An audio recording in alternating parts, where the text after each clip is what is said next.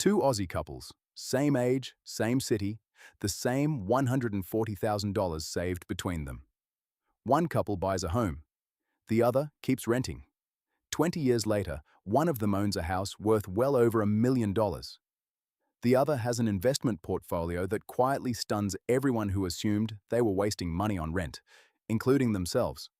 Here's the problem with every rent versus buy debate you've ever watched in Australia. The buying side leads with the ending. They show you what a house is worth in 20 years and call it proof.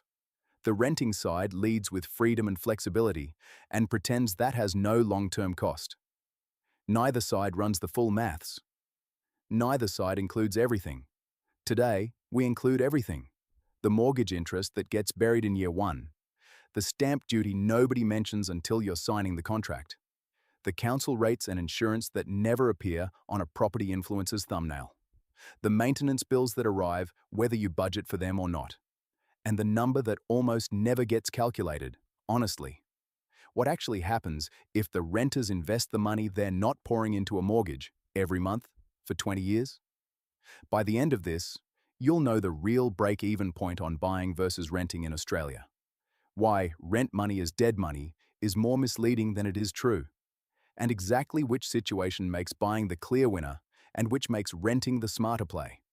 No barracking for either side, no property spruiking, just the honest maths. So grab a cuppa, let's run the real numbers. Meet Liam and Mia and Noah and Zoe. Two couples, both around 32, both on solid, similar combined incomes. Both have managed to save $140,000 between them, and both are currently renting in the same city. A comfortable house in a decent suburb is on the market for $700,000. Liam and Mia buy it.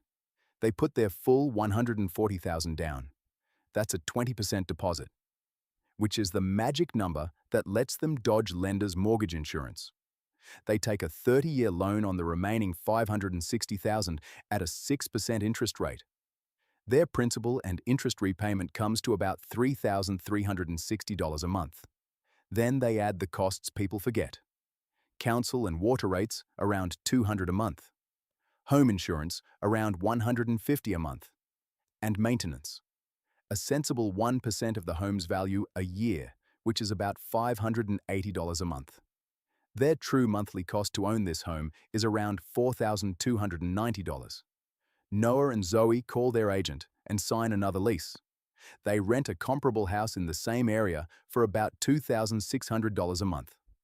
They take the $140,000 they didn't sink into a deposit and put it into a low-cost index fund, something broad like an ASX 200 or a global share fund. And then they invest the difference, around $1,690 every single month, the gap between what the buyers pay to own and what they pay to rent. On paper, Noah and Zoe look like they've found a loophole. They're living in a nearly identical house for far less each month, and their capital is quietly compounding in the market.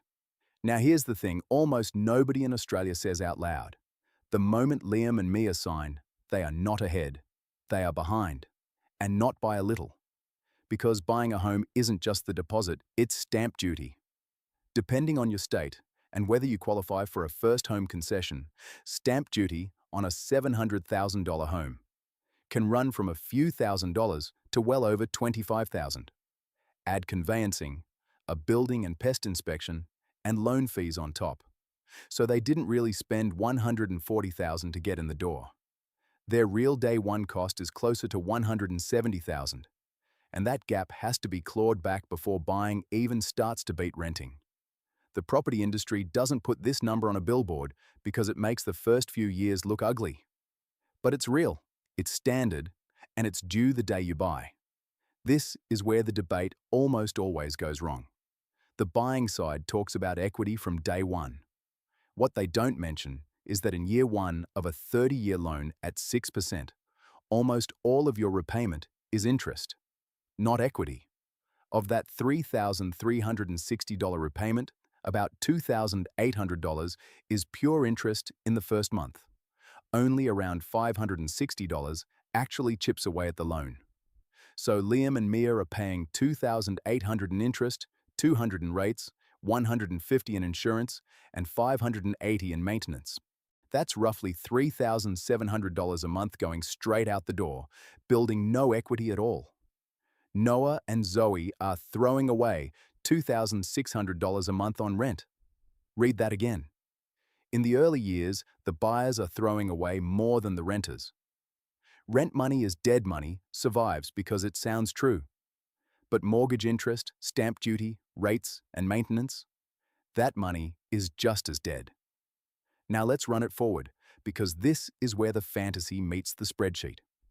By year 3, the buyer's home, growing at a steady 4 to 5% a year, is worth around $800,000. Their loan has barely moved. It's still around $538,000. Their equity is roughly $260,000. But remember, $170,000 of that was their own cash going in. They've also replaced a hot water system and fixed a fence.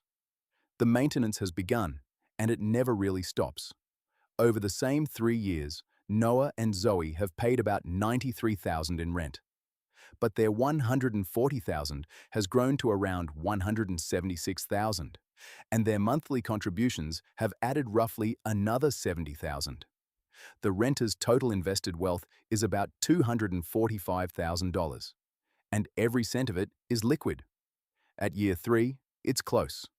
The buyers are slightly ahead on paper equity.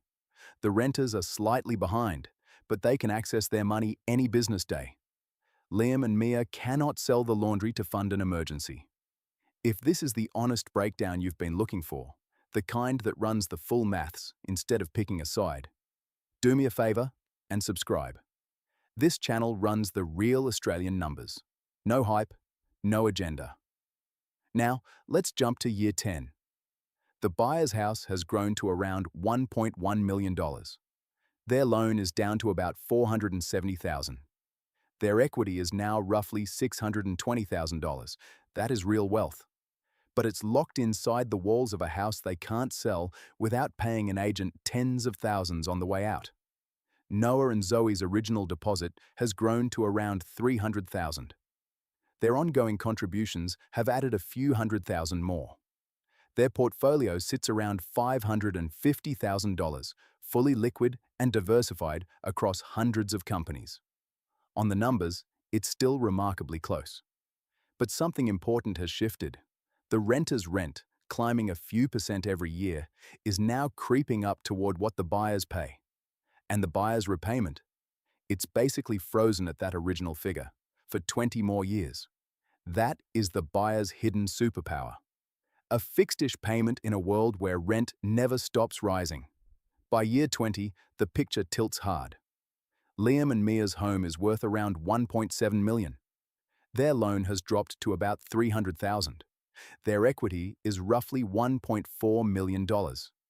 Noah and Zoe, if they stayed perfectly disciplined, have a portfolio somewhere around $1.2 to $1.4 million. Still a genuine contest. But their rent is now well over $4,000 a month and rising every year with no ceiling. The buyer's housing cost is still anchored near where it started 2 decades ago. And here's the kicker. In another 10 years, that mortgage simply ends.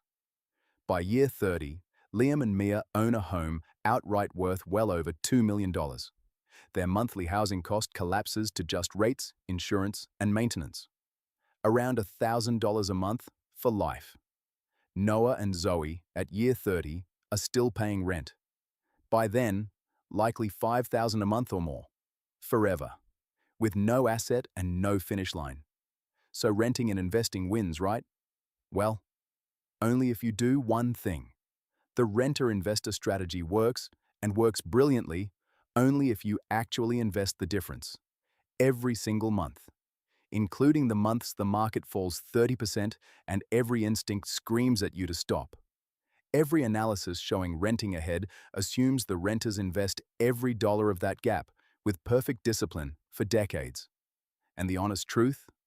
Most people don't. They spend the difference. They upgrade the car. They take the holiday. They move somewhere nicer because they can. When the money's just sitting in an account, human beings find a way to spend it. A mortgage, for all its flaws, forces the saving automatically. Every single month, no willpower required. That forced discipline is worth something no spreadsheet captures. And it's the single biggest reason homeowners, on average, end up wealthier than renters, even when the raw maths says otherwise. Now let's be just as honest about the buying side. The break-even is further away than most buyers think. Once you count stamp duty going in, agent fees going out, and those interest-heavy early years, buying a home usually doesn't overtake renting and investing until around year 7 to 10. Buy a house and sell it 3 years later, and there's a very real chance you went backwards versus renting. Mobility has a price, and owning makes moving expensive. There's concentration risk too. The renters are spread across hundreds of companies. The buyer's entire net worth is one house, on one street, in one postcode. And there's liquidity. You can't sell 5% of your hallway to cover a crisis. Home equity is real wealth, but it's wealth you can't easily touch without selling or taking on more debt. One quick but important note, because it trips people up. The negative gearing and capital gains changes you may have heard about apply to investment properties. Not the home you live in. Your own home isn't an income tax play. It's a roof, a forced savings plan, and a lifestyle choice rolled into one. So here's the honest answer. And it's not the same for everyone. Buying wins clearly if you'll stay put for at least 7 to 10 years, so those big upfront costs get spread thin. It wins if the local price-to-rent ratio, the home price divided by a year's rent, is low, roughly under 20. And it wins if you know you'd never actually invest the difference, because the mortgage saves for you. Renting and investing wins if you might move within a few years. It wins if the price-to-rent ratio is high, roughly over 25, so buying is wildly expensive versus renting. And it wins if, and only if, you have the iron discipline to invest that gap through every crash and never touch it. And there's a very Australian middle path: rent vesting. You rent where you actually want to live, and you buy an investment property somewhere the numbers genuinely stack up. It's not for everyone, but it breaks the false choice in two. But here's the one warning I'll leave you with, because it matters more than any yearly figure. Every number we just ran assumes you eventually own a home by retirement. Renting your whole life and not investing the difference is the single most dangerous money path in this country. Because our whole retirement system, the pension, the comfortable retirement targets, quietly assumes you own your home. I made a whole video on exactly how much you need to retire here. If you rent forever, that number is much higher. Go watch it next. So the two questions that actually decide this aren't about the market at all. How long are you honestly going to stay? And if you rent, will you actually invest the difference? Everything else, the equity, the comparison, the year 20 outcome, flows from those two honest answers. Because it all depends on what you actually do, not what you plan to do. If this gave you the full picture instead of half of it, do me a favor and subscribe. We run the real Australian money numbers, one honest video at a time. No hype, no nonsense. And if you want to know how to build that first big chunk of wealth, whichever path you choose, go watch my video on how the average Aussie becomes a millionaire. It's the perfect next step. Your plan doesn't start one day. It starts today. Quick reminder before you go. This is general information only, not personal financial advice. Interest rates, prices, rents, and stamp duty all change and vary by your state and situation. So run your own numbers, check the current figures, and make the plan your own.